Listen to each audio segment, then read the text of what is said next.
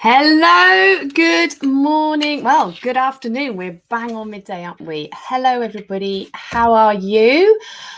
Welcome to workshop 3 of the Less Eco Overwhelm, More Eco Impact series. It's lovely to have you here. I can't believe we're at day 3 already. I'll just wait a couple of minutes just to see if anybody joins live or whether you guys are all on replay. And there's also the delay, isn't there? So there's probably about 10 to 15 seconds. Oh, I can see. Hi, Jade. We've already got people here. Fantastic. I hope everybody is well. The temperature is a little bit lower today, so I'm not quite so sweating and boiling in my office, as I've got the door closed so we can have a little bit more quiet rather than people with lawnmowers and my cats and etc. Anyway, right, I think it is probably time to kick off. So welcome to day 3. Question first, I'm going to switch to the slide, so I'll see you in a minute. Okay. How is everybody feeling today? We have talked a lot over the past couple of days about the environment and how it makes us feel. And I just want to know, how are you feeling? Hopefully you are feeling strong, energized, you've shaken off some of that eco-anxiety and overwhelm and guilt, and you understand that being imperfect is perfect, and it will have an effect. So let's just do a quick look at what we've covered in the past couple of workshops. If you haven't already watched workshop 1 and workshop 2, there's still time to catch up on those. If you're registered, the links will be in your welcome email. If you haven't yet registered, there's a number of links in the various Facebook groups and in my Instagram bio. Just register and all the details will be sent to you. So you can watch those 2 on catch up, and you can watch this live, or again, also on catch up. So in workshop 1, we looked at our emotional response to the environment, and basically the question that I asked you guys, and it's a question that I asked on a survey a couple of months ago, was when you read about or hear about the news, hear about the environment in the news, how does it make you feel? And sadly, it makes a lot of us feel a lot of negative emotions, whether that's guilt, overwhelm, anger, fear, sadness, etc. There weren't many, if any, actually positive emotions there. We then looked at anxiety, and specifically eco-anxiety, and what that was. And then we looked at how to ease that. So what are some of the symptoms that we might experience when we're feeling anxious? Why is this not a good thing? Why is this not productive? Why is it not healthy to us or the planet? And what are some of the steps that we can take to ease that anxiety? And we kind of finished that first workshop by talking about hope and action, and how action can lead to hope. And then it's kind of self-fulfilling, because it can help us act more and create more hope. So that was workshop 1. Workshop 2, we looked at our environmental footprint. We looked at some of the calculators we can use to determine our environmental footprint. We looked at how they all slightly differ and give us different answers, but essentially they are a tool, or I would like to say, if you use a number of them and build them together, they give you together, that package is like a tool to understand where you are and where you want to get to. What are some of the areas in your life that you can look at and decide sort of changes you want to make? We also, hi Kate, nice to see you again. We also looked at why is imperfect. Oh, I haven't even changed the slide. Imperfectly eco, so I've been imperfect myself. Imperfectly eco is perfect. And we looked about making sure that our actions are inspirational and attainable, and that other people can join us on our journey, and by doing that, by not setting this standard so high for ourselves and for others, action can actually be taken and changes can be made. So That's what we looked at in the first couple of workshops. As I said, if you haven't had a chance to watch those yet, they are on replay, both on Facebook and on YouTube. So in your registration email, it'll tell you how to get there. Right. And what were the things that we took out of those workshops? We said it's okay to feel how we feel. It would be great if we didn't have to feel this, because it would be great if the environment was sort of in a better condition, but it's okay, and we understand why. We talked about how we can learn more, and that can help us take action, which can drive hope. We talked about focusing on the positive rather than negative, both personally and in the news. And we talked about being gentle and kind. That's to ourselves and to others. We are all at different stages, and we are all trying our best. So let's not judge ourselves, let's not judge others, and let's just keep moving in the right direction. We wanted to know our impact. I talked about that in the last slide, about what impact is our own personal lifestyle and our collective lifestyles having on the environment. And one word that came up again and again was balance. On the one hand, we want to learn, we need to know more, we want to understand where we're at and where we can do better. But at the same time, on the other hand, we do not want that knowledge to become a burden on our shoulders that slows us down and holds us back and means that we can't move forward. One of my favorite quotes, I do like a quote, was the one about the supply chain. Do not feel guilty for the supply chain you did not create. Now, as I have said again and again, that doesn't mean that you shouldn't take action. You shouldn't try and change some of the things that you are doing and lead a more sustainable eco life. Absolutely not. But it means that if you are caught out, if you end up buying something that you feel or know is unenvironmentally friendly, it's not all on your shoulders. You didn't ask that salad to be packaged in a plastic bag. Yeah, again, it goes back to balance. Pick your battles. Don't try and do it all in one sitting. It's not going to be sustainable, and you're not going to achieve what you want to achieve. And imperfect is perfect. Right, replays available. So what are we going to talk about in this workshop, workshop 3?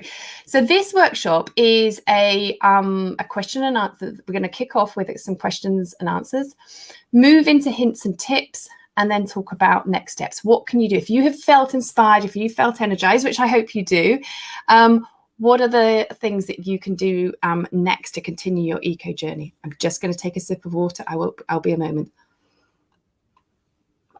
So, people who are watching live, I'm going to give you a minute. Do you have any questions that you would like me to answer? I have had people submit questions, which I can go into, and I can kick off with those if you don't have any burning questions live, and then that might actually inspire you and remind you of anything else. I'll just give you a few seconds to come back to me and see if there's anything. So basically, if you can answer no questions at the moment, or give me your question, I can either answer that or move on to the ones that people have already submitted.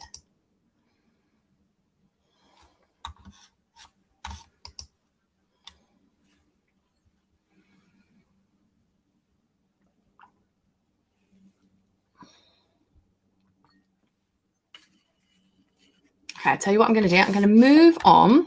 And none at the present. Okay, I'm going to move on. And then if there's anything you want me to answer, I will go to the live questions first, and then I'll come back to the submitted ones. So question and answers. I have had a number of questions, and I would like to try and address those. Yeah, hopefully if any come up while I'm speaking, do let me know. So one question I had was from Lucy. She said about bin bags. I have ditched plastic sandwich bags for paper and or reusable ones, but how do I get around the need for bin bags? I've heard people lining the bin with newspaper and throwing the rubbish straight in. I just want to make sure when we've got raw meat and juices, etc., it's all hygienic and not smelly. Okay, Lucy, I can tell you what we do. I don't know whether it is the perfect option, but imperfect is okay, right? And I'll tell you why I don't think it's the perfect option for a couple of reasons. So what we do is I buy compostable bin bags. I buy the slightly larger ones, anywhere between about 30 to 60 litres for our normal bin. I buy the massive ones. I can't even remember how many litres that is, for our outside bin. So basically we have a black bin out the front of our house, and we line that as well because we put our cat poo in there. Lovely. But then within our house, we have a number of different rubbish bags, and those bins we line with the compostable ones. My thinking is that even if the stuff that is in the bag is going to go into landfill, then at least it's not an extra piece of plastic. Now, why it's not perfect? So landfills are problematic for a couple of reasons, or many reasons, but a couple of the key reasons. One, they leach plastic and toxins and everything out into the surrounding area and the water system, etc., etc. And so that's why I go for the compostable ones, because I just think it's a one bit of plastic less, so less microplastics. With the, actually, do you know what? Why don't we have my face? Haven't got anything super exciting on these ones. Hello, am I back? I'm back. Yes. Okay. Yes. So I put the compostable ones because I think it's one less piece of plastic. However, one of the other reasons why landfills are bad is because that they give off gases, and they in themselves can contribute to greenhouse gases. The more things that could be composted that are put into a landfill, the more gas that's generated and the more gas that's let off. Now, my compostable bags are in honor of their name, compostable. So I don't know whether what's worse. Is it the compostable bag composting in the landfill, or is it the plastic bag leaching into the landfill? I don't know the answer, but that's what we do. So I do that. For meat juices, we are really lucky. There's a question in a few slides time about recycling. We are so lucky where we live that we have food waste bins. So all our meat, dairy, eggs, vegetable peelings, anything that is kind of like organic can go. No, I don't mean organic in the sense of like no chemicals, but I mean in terms of like plants or animal matter can go into that. So for the home compostable, the food waste, I put a smaller compostable bag round, and then I also double line it with a paper bag, and that sort of mops. And then sometimes I even put an old tissue in the bag. So that's what I do. If your council doesn't take away your food waste separately, then maybe you can try that, a compostable bag, and followed by, you can get some really big paper bags, and that kind of soaks up the juice. And obviously we take the bin out multiple times and then put it in the main bin. So and then the ones the compostable bags that we have in the main bin, that they're really strong as well.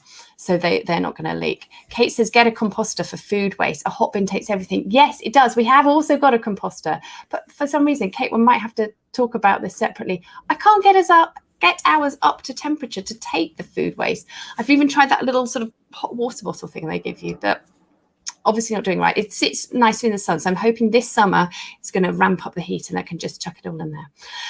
Another question about bin bags, plastic bags, is somebody was saying that, I think it was Shamanth was saying they are overwhelmed with their current plastic bags and what can they do with them.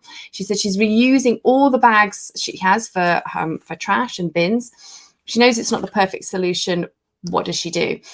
So two things. One, I know that Ocado take back any brand shopping bags, plastic bags, and they recycle those. So that's good. And then secondly, I saw just this morning, Sainsbury's And I don't know whether it is nationwide or just in this person's local Sainsbury's. We'll have to do a bit of digging into that. Sainsbury's are completely expanding the type of plastic bags and wrappings and packaging that they are taking back. And outside the front of this store, this person had photographed, you know, where the batteries are and everything that you can bring back. It's just one of those big, like, black square things. But they had a sign on saying they were taking a whole lot more. So have a look, and whoever you get your food delivered from, will they take it? Let's have a look into Sainsbury's. Yeah, the more that can go back and be reused, the better. Okay, right. Beeswax wraps. What is the best way to clean beeswax wraps? I kind of use 3 levels of cleaning. The first one, if it's just breadcrumbs, I just give it I just dust them off. Like, if it's not dirty, I just dust them off. If it's got a little bit of dirt, what I do is I run the hot tap and I gently kind of, like, maybe like if I need a little bit of dish soap, I use a bit, but tiniest amount, sort of just wash it off with my hands very gently, because you don't want to wash away too much of the actual wax. And yeah, so that's what I would do, and then just hang that over your sink or pin it up, or let that dry. If you really need to kind of re-energize, reboost them, get the wax going, if you heat I've got them on the website where I sell them, it says the temperature. I think it's quite low. I think it's something like 160. Put your oven on, so it just warms up, pop them in, and it'll kind of like reset the wax. And you can probably do that. I mean, on our site, it says you can use them for about a year and then you'll have to compost them. I've used ours for a lot longer. I mean, admittedly, they're not sticking together quite so sort of strong as they used to do, but we've probably been using ours 18 months, 2 years. So I hope that helps. Basically, you don't want to give them a good scrub because you want to keep the wax in there. So as gentle as possible, just brush off, or just a little bit of soap, hand wash, rinse it under the sink, and then just hang. So try and wash off the food, but without washing off the wax. I hope that helps. Right, unblocking plug holes. Oh, what's the best eco-friendly cleaning products? I think I have. Someone's asked that question already, so I will sort of combine that when I get to that. Thank you. Actually, I suppose maybe this is sort of slightly linked to it. So, is there effective eco solution for blocked plug holes rather than me taking out shares in Mr. Muscle? So, if you look on the internet, there are a number of opposing sort of comments as to whether you should use, the good old bicarbonate of soda and vinegar, and whether that actually just creates a froth and doesn't actually remove the gunk and what's stuck in there. So what I have found is I actually really like the combination of bicarbonate of soda, dry, bit of citric acid, dry, no vinegar, but some water, and then I put the plug in and let it, and I try and block up the sort of the overflow hole, and try and let that really kind of build some momentum and push stuff down. And then super, super, super hot, lots of hot water, and actually a plunger is the best thing, and all gone. I don't know if that helps. I don't know how blocked your plug holes are, but that's what we use, and I find that effective. So let's jump to Kate's question about cleaning. And it kind of links to this one here. Green cleaning, best eco-friendly cleaning products. Okay, so the best is going to be the ones that you make your own, because they are the most natural. We have a green cleaning course that runs twice a year, generally in March and October. The next one is running in early October. And in there, we will tell you and show you and guide you through making your own cleaning products, from multi-surface sprays to toilet descaler, I'm trying to think what else we do at the moment. There's a cream cleaner that I use as well. If you just don't have the time or the headspace or the energy to do that, what I would suggest is there are a number of apps, and the reason I'm pulling out my phone is to get them. So one of the ones that I really like is from a company, an organization called EWG, Environmental Working Group. And they go through a number of different products and tell you which are kind of the most healthy or harmful to both your health and the environment. There is another couple. One's called Code Check. It's originally German, but you can get it in English as well. That's good because that has a lot more of the European products in there. And there's also Think Dirty. So there's a few of those that you can use to kind of have a search, because not all products within a brand have the same level of environmental and externally environmental, and for yourself environmental health impacts. I know, like, you think Ecover, for example, all great. Well, some of them rank highly, but some of the products are not so good. Kathy says she uses Co as well. I haven't looked at Co in terms of their environmental impact and their sort of health impact. I know that they are a really popular brand, and yeah, in Ecover as well. How long do I let the dry powder work in for the particles? As long as possible, really. 15, 20 minutes, something like that. It's also what I use for, so in terms of this question, removing lime scale, we have two different types of toilets in our house. We have like the older original ones with a U-bend, and then upstairs in our loft conversion, we've got a more modern one that kind of just seems to be flatter and flushes it away. So for the older one, I use white vinegar. I swoosh as much water as I can out of the sort of bowl, and then I top up, and it's quite a lot. It's going to be about a litre, maybe more, right up to where the lime scale mark is, with white vinegar, and let that sit for as long as possible, minimum 15, 20 minutes. It's great to do if you can do it overnight, or if you're going away for the weekend, just let it sit in there, and it absolutely does its wonders at the lime scale. And then you just wipe round and it's just literally gone. Our upstairs loo, which doesn't have that U-bend, you can't get the water out enough to have a high enough concentration of the white vinegar. So what I do with that one is, Kathy, I use the bicarbonate of soda and citric acid combination. I probably use about a quarter to a third of the packet of each of those, shove it down, close it for as long as possible. Right, I know you've got to go, Kathy, so I will see you soon. Right, let's go back here. Right, sun cream. Had a question. Now it's getting hot. Is there a green sun cream, especially for kids, that is as strong as protecting as the non-eco brands? Why might a sun cream why might it not be very green? Is it the plastic bottle or microplastics within the solution? So, excuse me, I've had some peanuts and they're really slightly stuck in my throat. Okay, so there are 3 brands that we use. Actually, let me take a step back. Why might a sun cream not be very green? So one is obviously the plastic bottle.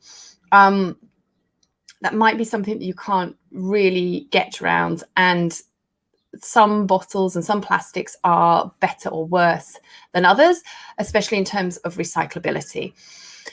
So one is the packaging, the bottle itself. However, and or whether that leaches into the product, but it's less about the microplastics and more about the chemicals in there that's doing the sun protecting.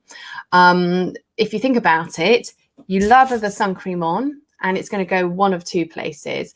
It's either going to be absorbed through your skin into your body, or it's going to get washed off into the water around. So Jade, you said we love. Okay, I haven't seen that. I will definitely look that up. Paper tube. Now we're talking. Oh my goodness, I'm gonna have a look at that. You're talking my language. You've got me all excited there. So yes, it's really sort of what it's doing to your body and what it's going to do to the environment when you sweat it off or wash it off, or it comes off on your clothes or a towel and you wash it into the system. So there are 3 brands that we use. So one is a brand called, so it's by a company called Green People. It's a sub-brand called Organic Children. And I love it. This is particularly good for my daughter. My youngest daughter has some eczema, and this just really doesn't affect her eczema in any way. So that's really good. So I love that. So that's Green People and Organic Children. It is in a plastic bottle, but the type of plastic that they use is widely recyclable by local authorities, and so there's no need. And not only is it recyclable, but it is can be recycled multiple times. Some plastics can only be recycled like 1 or 2 times before they degrade. So love that. I'm definitely going to look up this We Love. The other type we love, the other type I like is a company called Jason, and they have a natural sunscreen that, again, it's factor 45, but it lasts. It's really, well, it says 80 reply after 80 minutes, but it keeps us not burnt. And again, it is it's got none of the sort of the nasties in it. I love it. It soaks into the skin. I think it's got shea butter in, so it really, especially on my face, sometimes you end up all sort of super white. I really like that. Again, though, it is a plastic bottle. And the final one that we use is, I sell this on the Contented Company's site, is Sol de Ibiza. And the active ingredients, so you can basically get chemical ingredients, and these are oxybenzone. I'm not going to say all of the others. That's the main one that's used, but there are like 5 or 6 of them, and they can cause health problems because they can get through your skin into the bloodstream. Or you can use mineral sunscreens, and the one that is used most often is zinc oxide, because zinc is really good at reflecting both the UVA and the UVB rays. This Sol de Ibiza sun cream comes in a I think it's aluminium tin. It's certainly not plastic, which metals are very recyclable again and again and again. At the moment, I've only got factor 30 on my site, but it does come in a factor 50, and it also comes in a face tube, like push up with paper as well. So they are what I use, and that's what I'd recommend. And I'm going to definitely check out Jade's one. Right. Shampoo and shower gel. I think this is from Shemant. I buy eco-friendly brands, but it's still in plastic bottles. Okay, this is where I'll just give you an extra big push to move towards shower gels or soap bars and shampoo bars. Now, I know that some people don't get on with their shampoo bars. I've tried a few, as you could imagine, and the ones that we sell, I do actually really like. There's one that wasn't quite so good. It left my hair really heavy, so I've stopped selling that. It's the Lamazuna sort of ones, and also beauty cubes, where you basically take the cube and you crush it up, and then you use the water and like you make a paste. For my hair, being it's long and it's like the strands aren't thick, but I have quite a lot of strands.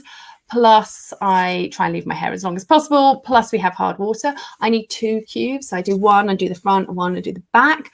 I then use apple cider vinegar, probably about a quarter in a bottle, and a few drops of essential oil. And I spray that on. What it does at the top is it kind of removes all the residue. And what it does at the ends is it just conditions it. So I haven't actually used conditioner. Now, my hair, and I know it looks a little bit dry, I haven't had it cut since November 2019. Because I was going to get it cut when the first lockdown eased, and then the kids, and it was holiday, and never managed to get round. And so I have a hair appointment next week. But considering it's been a year and a half, it's really not in a bad condition, and that is without conditioner. So I really like the beauty cubes. If you've got shorter hair or softer water, or you wash your hair more often, you probably will only need one of these cubes. They come in boxes of 27. I know that some people still, even with that. So if you'd like to try those, I sell sample sizes on the website of like 3 cubes, so you can have a go with those. If you still don't get on, I know that there are places, some of the zero waste refill shops, where you can just take your empty bottles and get those refilled. So you can try that. With shower gel, I sell both a sort of a rougher and a smoother soap pouch. It's a little bag, and we put our soap in there, hang it up, wash yourself, lather up, and then hang it up, and it dries overnight. So that's what we use, plastic free. Kids crafts, oh my goodness, aren't they? I mean, love them, but still. I think this was from Louise, and Louise, I'm sorry, I'm not going to be a massive help here, because, well, I'm going to help you in a little bit. They are quite wasteful. I look at the things, I think, oh my God, it's just microplastics. It's literally plastic waste being stuck on a page and thrown away. No, we can't throw it away. We've got to keep it forever, haven't we?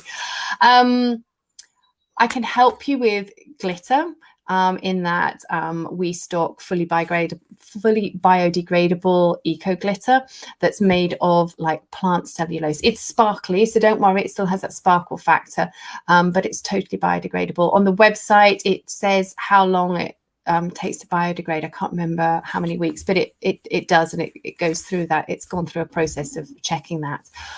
In addition, I would strongly recommend 2 Instagram accounts who can help you with eco-friendly, like nature-based crafting. And one is Kate's Apothecary. I'll post afterwards, and I'll give the actual link. And the other one is Mud and Bloom.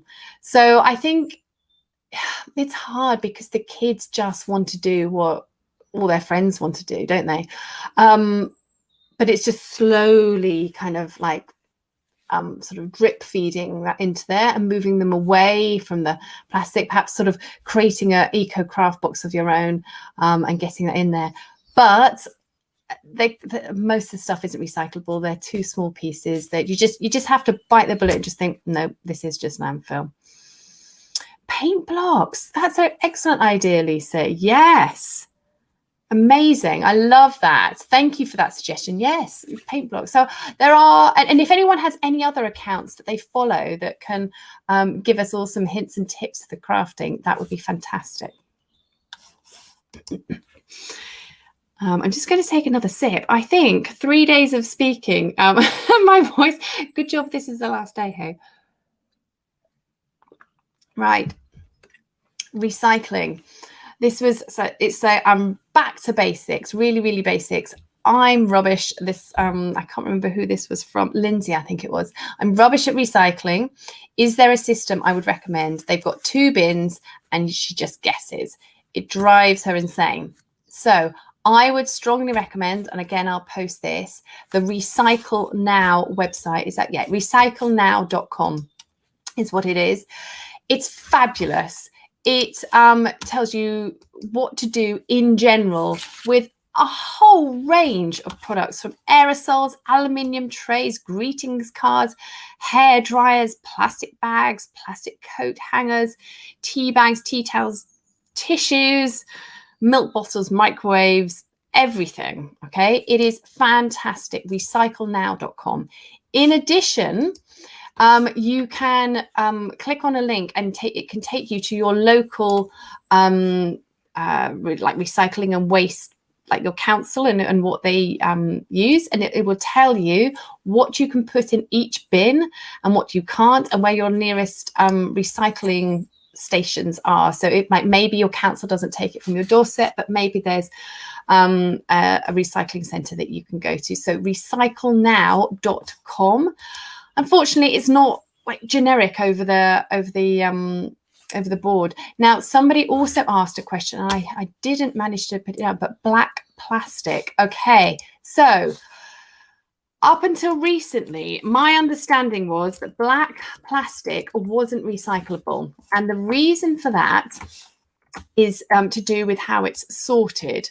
And it was to do with the fact that, now how was it? It was to do with something like this infrared technology that was used to sort the plastics, and it couldn't see through the black plastics to recognize it as plastic. However, there is a new type of plastic that has been developed or is being developed, which the lasers can detect. I think where did I see it on? It was on a yogurt thing.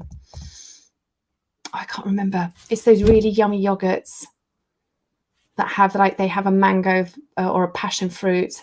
Anyway, I can't think of it right now, but they said that they had a different type of plastic that could be recycled. But again, best to check with your local authority and or avoid black plastic in general. But again, look up onto the go to the recyclenow.com and type in black plastic and you can find out a whole lot more. Okay, eco party bags. Right, I would like some advice on how to do an eco party bag. You want it to be plastic free but still cool. I think this is from Laura. And how to talk to extended family about being eco or mindful gifting. Right, okay, let me start with the party bag.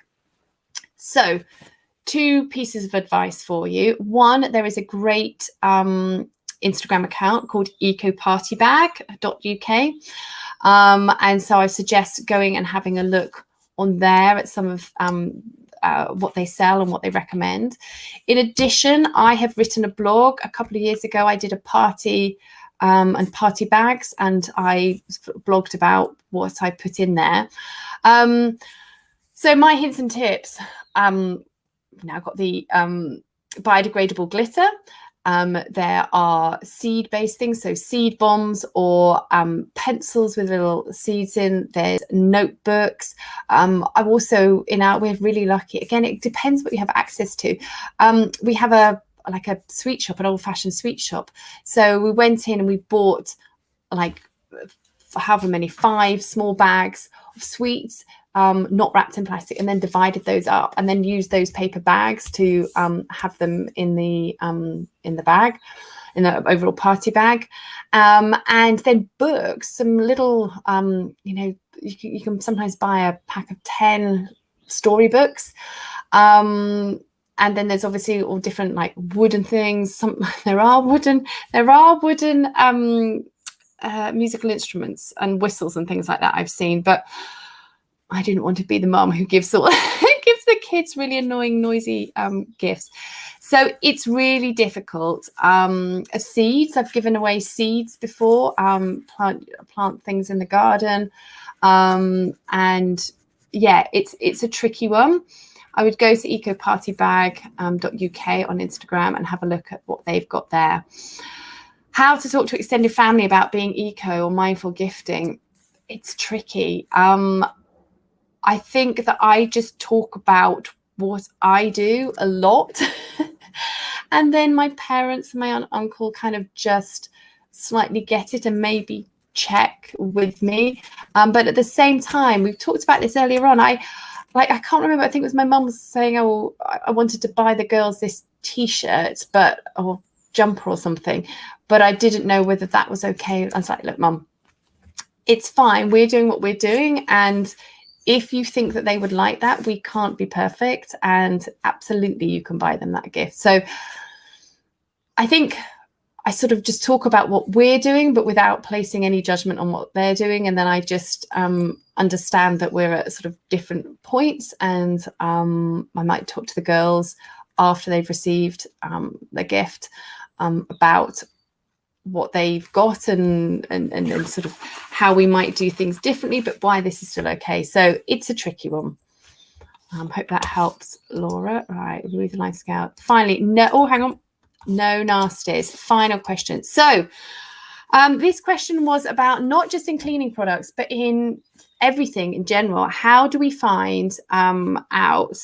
How do we look at different products and find out what has different nasties and things in there? So there are a few amazing apps. The first one is called, right, I'm going to make sure it's called Think Dirty. And you can basically look at, so for example, sun care, and you can see on there how they're ranked in terms of different ingredients and whether they are clean or dirty or half and half. You can see that there. So Think Dirty, that's one. This code check I mentioned before, this is the one that is European based, and basically, so I can't actually show you how you can. Yeah, this is European based, so it has a lot of European products in.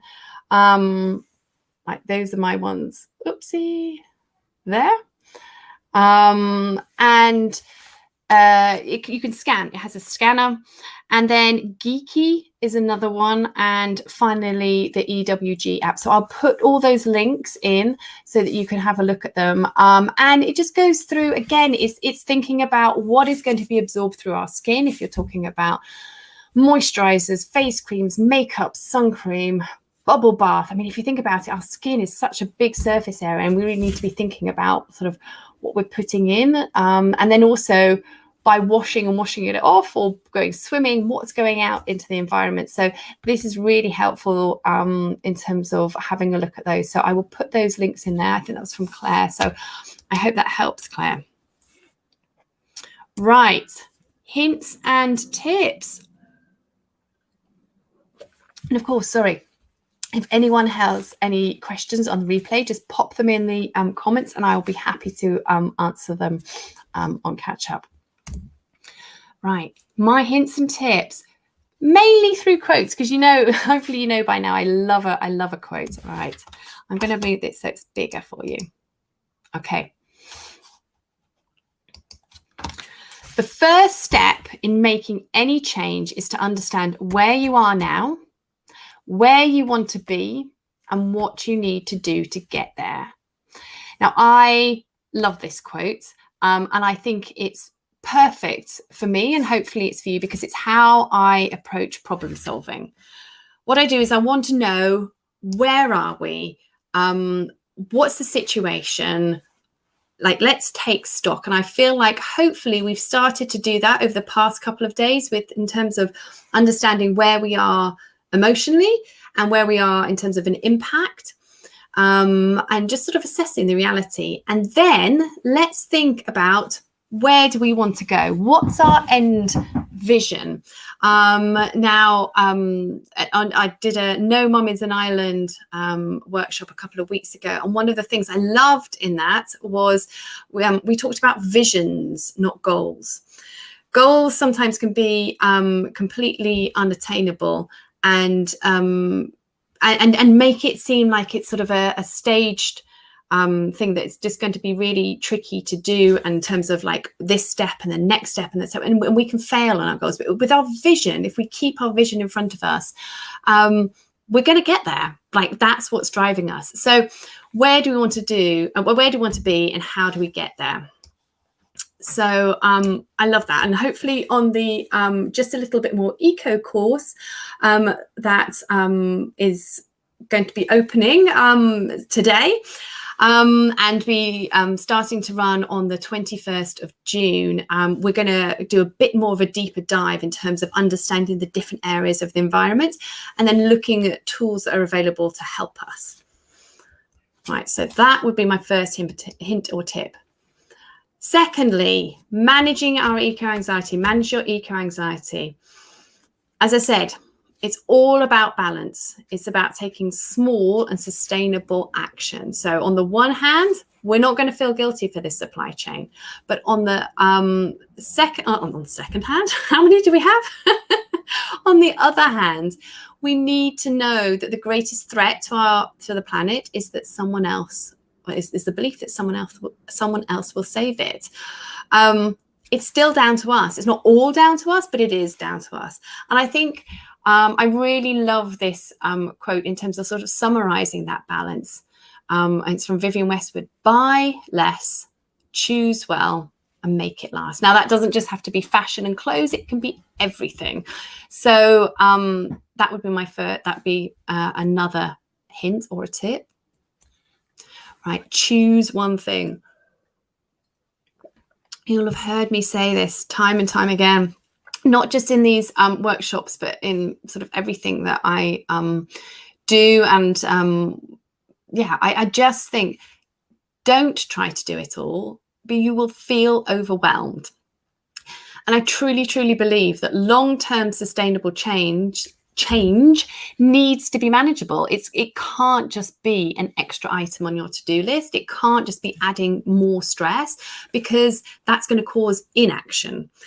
So this is my advice I always give. And if anyone asks me, what is your top tip? This is it. Only change one thing, and then do it until it just becomes an unthought about habit, and until it just becomes something you do every day. And then change the next thing, like one step at a time. Make sure it's manageable, because if it's manageable, it will become sustainable. And that's how we're going to make change. And remember, you don't have to do it all. You are not alone. We're in this together, and you should focus on the parts of sustainability or sustainable living that excite you. And that way your changes, as I just said on the previous slide, will be long-term, and therefore they will have an impact. So as well as choosing one thing, I think this kind of couples with it. It's not all on you. Do your bit, do what excites you, and stick at it. Again, this is all about, I think this is all within the same theme of making it manageable, making it bite-sized, making it sustainable, removing that burden of anxiety and guilt off your shoulders. So climb the eco ladder. And I say, start with the smallest, easiest change first. Why not? Any action, however big or small, is action. And please be confident that whatever you do, it does make a difference. It does. It really does. If we are all doing one small thing, that's 8 billion small things. That's massive. So next time you have a decision in front of you, just make the more eco choice that is in front of you. And somehow some of my, see, I'm imperfect. Some of my slides, some of my words have just accidentally got deleted. So I think it was going to say, get used to that before you move on to the next thing. Who knows? But yes, climb the eco ladder, one rung at a time. You don't have to jump from the bottom to the top. So what's next? Hopefully you felt inspired about like removing your eco anxiety, having an impact, understanding where you are. You want to do more. So what is next? Right. Various options. Free. I am on social media. I'm on Facebook, Instagram, and blogs. And so I try and provide information, inspiration, ways you can make easy swaps. And so just follow me at Contented Company, both on Instagram and Facebook. The website is thecontentedcompany.com. And just see if things of spark your interest, inspire you to make changes. Also, via the website, I have a couple of green eco-focused guides. 31 ways to cut out single-use plastic. If you go to the website and you go to the, I think, I can't remember if it says free guides or just guides. Free guides. I've obviously highlighted that it says free. You've got to cut out the single-use plastic, and also 16 top tips on green cleaning your home. So go, like, pop in your email address, that'll get sent to you, or either one will get sent to you. And yeah, hang out with me. Have a conversation with me, ask questions. I am always happy to help. There you go, the free download. So we've got your 16 top tips on green cleaning and 31 ways to cut out single-use plastic. And of course, I will be adding to these as well as time goes on. So watch the free guide section. Right, in terms of paid options.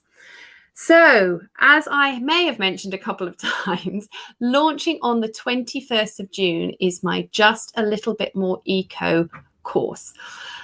Registration is now open. So if you go to the website and search for Just a Little Bit More Eco, the course is up there. I will also post the link. Yeah, you can easily get there. This is the first time I'm running this course, so I have giving it a 50% discount. So it's going to be £49 instead of £99, and that will be for the whole time this sort of opening for this time I'm running it.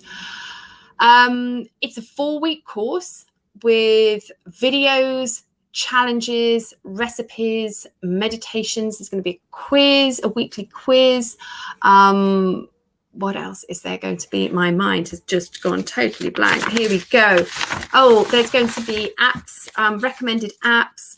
And as I also mentioned last and yesterday or the day before, templates to help you lobby your MP, your council, your school, companies that you buy from. So I'm really trying to sort of support you guys in terms of making a difference, taking some action, and just really making a difference, but without feeling overburdened. So as added incentive, I talked about, I'm going to show you these. I'm going to come back. Oh, where are we? Is this me? Hello. Right. Accompanying these 4. So over the 4 weeks, there's going to be 4 different themes. The first week is going to be focusing on plastic pollution. The second week is going to be focusing on zero waste and the circular economy. The third week is going to be focusing on biodiversity. And the 4th week is going to be based on climate change and focusing on that. So accompanying this, I am going to be giving away to anybody, but sorry, let me rephrase that. You will be in with a chance of winning one of 4 books if you register for this course before 11:59 on Tuesday the 15th. So you could win if you are sort of in that first cohort. No more plastic. That's going to be accompanying the plastic week or plastic pollution week. Cradle to cradle. Oh goodness, here we go. Remaking the way we make things. This is all about the fact that we can't just focus on recycling alone. We have to reimagine how we make things so that they are made to be sort of disassembled, taken apart and reused. So this is all about the circular economy and how we can move to zero waste.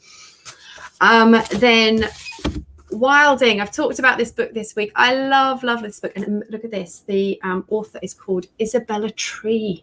What an amazing name for an author of a book about rewilding. So that's accompanying the biodiversity week. And then I've mentioned this book before, How Bad Are Bananas? So the carbon footprint of everything. So I am going to be giving away 4 people will win one of those books, but you have to register before the 11:59 on the 15th. So that is to reward fast action takers who are ready to make an impact. So that is that. Then, as I've mentioned before, another option for you is the Green Cleaning for Healthier Homes mini course. This is over 5 days. I think some of you guys have done this. It's bite-sized, actionable content. There are challenges, recipes, things to read. We have a Q&A session, and that runs twice a year. And the next time round is in early October. So that is £49 as well. Then the third thing that's available to you, and the details are to be confirmed, is I'm going to be running a climate collage online workshop. It'll be run over 4 days. And essentially, I did this course at the beginning of the year, and I've trained to become a facilitator. I can't remember. Time is just, Time is very strange now, isn't it? And essentially what you do is you sign up to the course, and over the course we look at different cards, and it says representing different components of climate change, and you basically work to create this collage to see cause and effect, and it really helps you take a deep dive in terms of understanding climate change and the things that are happening and the impact that they have, and then the sort of the onward trajectory of what's happening. And it is fascinating, and it really opens your eyes as to the causes and effects and the whole chain of climate change. And then obviously we talk about solutions and action taking. We don't kind of just leave it on a really down, depressed note. We try and work out, well, what are we going to do about that?